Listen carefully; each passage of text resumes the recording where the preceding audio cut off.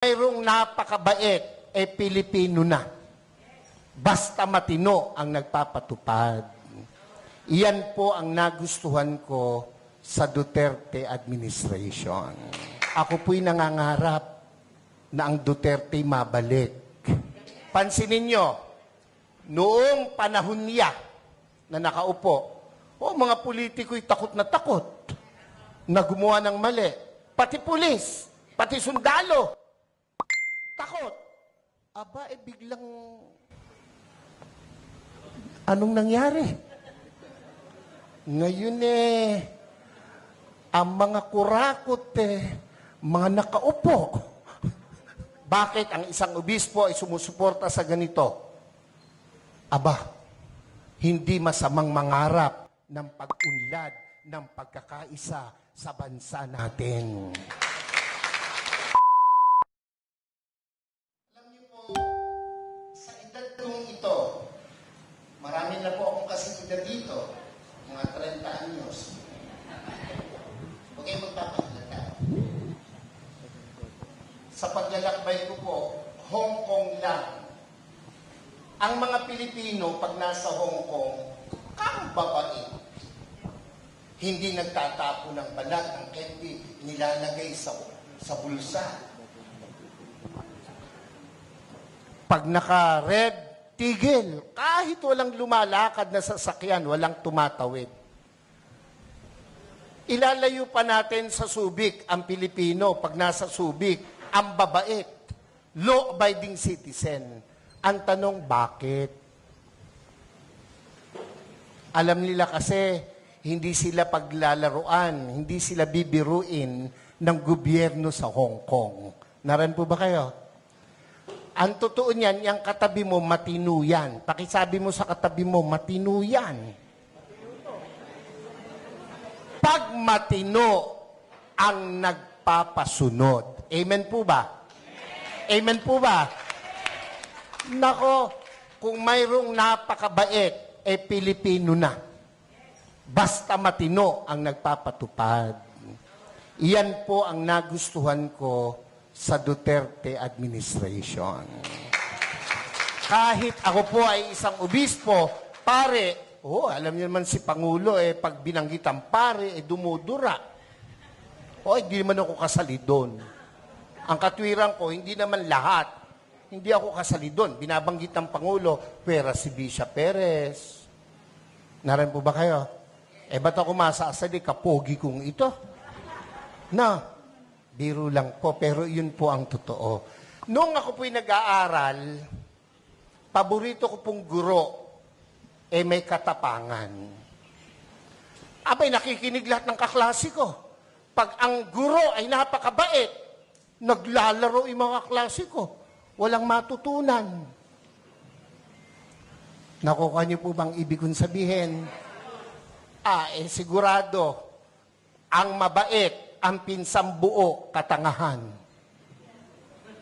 Pakisabi mo nga sa katabi mo, pinsambuo ng mabait, katangahan.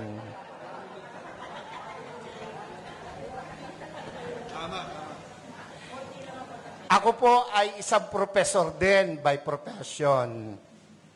Isa po ako sa kinatatakutan ng mga estudyante. Pag ako po'y naglalakad sa koridor, nauubos ang estudyante.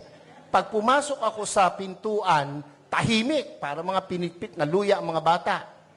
Pero isa lang ang aking sinisigurado, may matututunan ang mga bata sa akin. Kaya po, ako ay kinatatakutan pero pinakamamahal ng mga estudyante. Naran po kayo. Naran po kayo.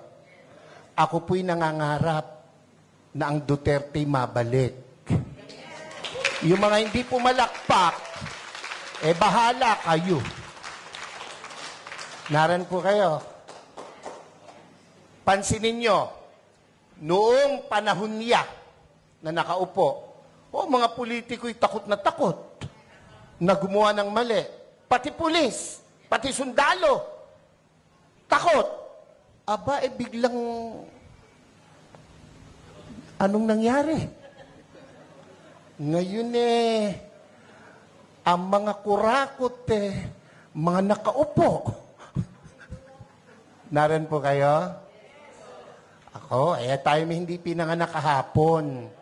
Alam natin yan. Bakit ang isang obispo ay sumusuporta sa ganito? Aba, hindi masamang mangarap ng pag-unlad ng pagkakaisa sa bansa natin. Kung hindi tayo magsasalita at kikilos, kung hindi tayo magpapakita ng puwersa, ng lakas, sino ang gagawa nito? No, kung palakpak lang, hindi mo magawa, lalo na sa rally, hindi mo kaya. Yung makasigaw ng Amen! Oy, yan yung matatapang. Yung mga hindi nakikain lang yun. Yung mga ganon, kumain lang yun ng kanin at ulam kanina. Nakakalimutan na. Dapat ito ang tandaan nyo. Ang buhay natin, minsan lang. Pakisabi mo sa katabi mo, mamamatay ka rin. Sabihin mo, malapit na. Pero, bago mamatay, napakagandang nagparinig ka, nagparamdam ka para sa bayan. Yun ang pinakamahalaga sa lahat. Amen po? Ako po hindi takot, makulong, mabugbog, basta't iparamdam mo yung gusto mong iparamdam. Babae, gusto mo, maganda, mayaman, sexy! Gustong-gusto mo. Sa tuwing nakikita mo, nagpupunta ka ng kubeta. Hanggang kubeta ka na lang. Hindi ka magtatapat, hindi ka magpaparamdam. Pag dumaan na ganon, simulan mo sa kindat. Simulan mo sa dila.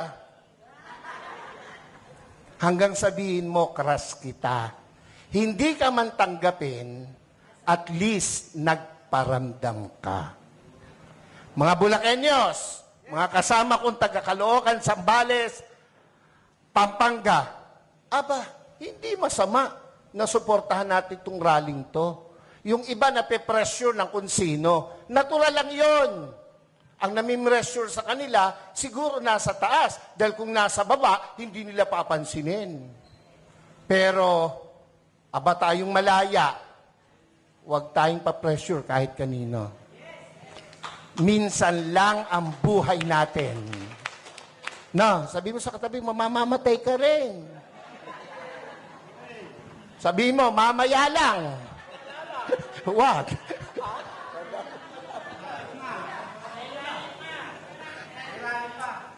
Dapat iparinig natin, iparamdam natin ang ating saloobin. We are not against the government. Never. And never will. Lalo po ako. Nakapula nga ako eh. Naran ba kayo? Pero, kailangan nilang makita, kanilang dapat marinig, ang dapat makita at marinig. Gera? Handa ba ang Pilipinas sa gera? Ha? Kurutan man talo tayo sa kurutan. Ilan ang bilyon ang Chino, ilan tayo? Panuntukan, talo tayo. Huwag nilang gawing issue yan. At hindi mangyayaring magkagera. Pilipino pa, subukan nila rito, talo sila. Kung ang laban lang ay chismis, panalo ang Pilipino. Ano? Ewan ko ba sa Pilipinas walang chismosa? Wala mamatay na sana, Lord, yung mga nagsisinungaling. Huwag nilang gamitin yon na panakot, divert. Yung binanggit ni kapatid tungkol sa ayuda, wala akong question dun Ang question ko ron ay, nakakarating ba sa tamang tao yung ayuda? Ako hindi pa nakakaranas ng ayuda. Ewan ko itong mga kasama ko sa harapan.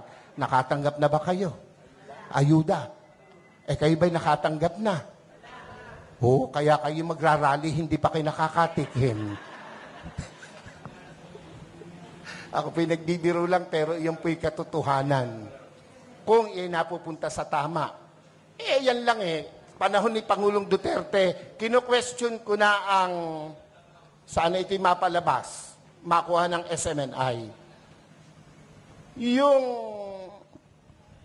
binibigay natin sa 4-piece. Ako, yung dole, yung mga tupad na nagwawalis at nagdadamo, 1 oras lang ang naipapile 8 hours. So walang problema ang gobyerno, yung nagpapatupad. Naran po kayo. Yung 4-piece, hanapin mo mga nanay, isinasanla yung card. Nangagsusugal. Kung ang binibigyan ba niya ay matitinong kagaya ng nasa harapan ko ngayon, yung mga hindi nag-yes, bahala kayo. Ako'y nangangarap ng maganda sa inyo, kayo hindi nangangarap. Naran po ba kayo? Hindi ako against dyan, pero dapat tama ang binibigyan. Naran po kayo? Pag dumaan sa politiko, dole, ang magwawalis, mayayaman pa sa amin. Pero naka-uniform, nasa lilim, nagkikwentuhan. Ang pinagkikwentuhan, ganito lagi. Alam mo ba? Yun mga introduction ng mga chismoso. Alam mo ba? Alam niyo ba? O tango naman. Hindi tayo papayag na hindi natin iparinig, iparamdam, ipakita ang dapat nating ipakita sa bayang Pilipinas na ating minamahal. Ako po, kung matetreten sila sa pagtakbo ng mga Duterte, matreten sila. Bakit? Matitino yung Duterte.